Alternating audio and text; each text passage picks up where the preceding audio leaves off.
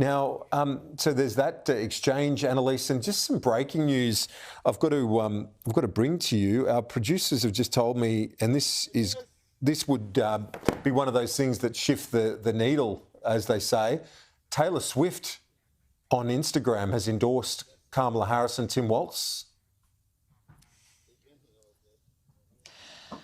Look, I don't think this is surprising. She endorsed Joe Biden and Kamala Harris in 2020. There was some consternation around, especially Liberals and Democrats, saying, oh, she's not going to do it. How dare she? I saw an article today saying, oh, maybe she's sick of politics and that was just an error.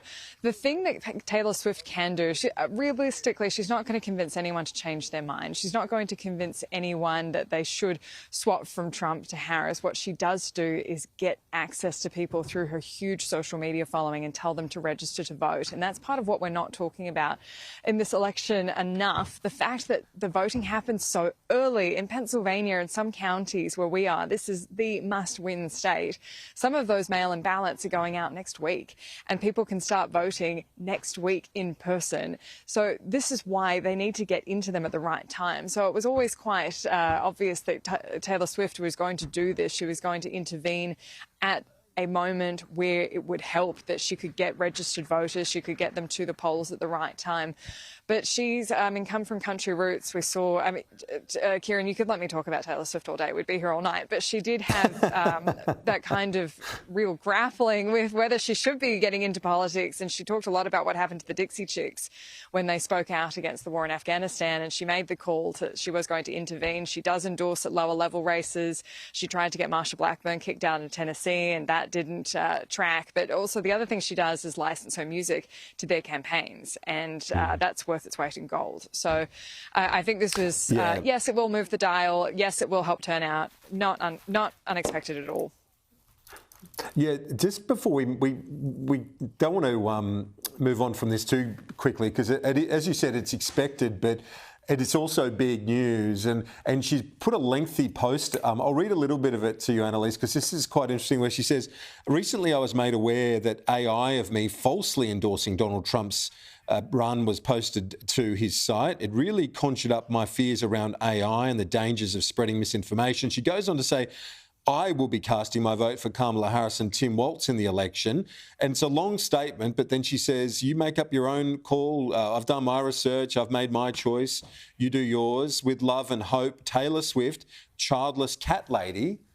And it's got a photo of her hugging her cat. This is turning into the cat election. I didn't know I'd have such great expertise in this very niche topic. But yes, J.D. Vance, he'd been picked up by these previous comments he made around too many people in Democrat politics making policies on behalf of angry childless cat ladies. And so the insinuation there is that they're angry that they didn't get to have the family and fulfill their destiny as childbearing women, so they're angry and making everyone else's life miserable. It was somewhat taken out of context. What he was really trying to do was say that there needed to be policies to make it better for families that want to have children. It got completely taken out of context. But when he was given the opportunity to say, look, I was being a bit sarcastic, I don't like hurting people's feelings for no reason, but this is missing the point of it, he doubled down on the sarcasm and said, I'm sorry to offending the cats. And what the policy he was actually pushing was that he wanted more tax breaks for people who have kids, and he wants them to get more votes than people who don't have kids. And so I'll put my hand up as a childless cat lady, I'm already paying more tax, and then you're telling me I'm going to have to get less of a vote at the same time. So it doesn't play very well with this particular demographic that I'm in, and I hear it from a lot of women I know, and especially when we're talking about an election where reproductive rights are such a huge topic, to make other women who might be more sympathetic to the Republican side of the debate feel more isolated on that. It's not helping anyone on their side of the ticket. So that's where the cat lady comment has come from. Obviously, there's now this discussion around people eating pet cats, and cat memes do very well online, so that's obviously something that campaigns like to do when they're tracking their socials as well. So there's all that kind of ridiculousness in all of this. Again, I don't think we were expecting Taylor Swift to endorse anyone else. And that comment that she made about AI, she was one of the original victims of AI pornography and deep fakes around that. And so she's obviously quite sensitive to all of that. So again, I could probably write a thesis on all of this.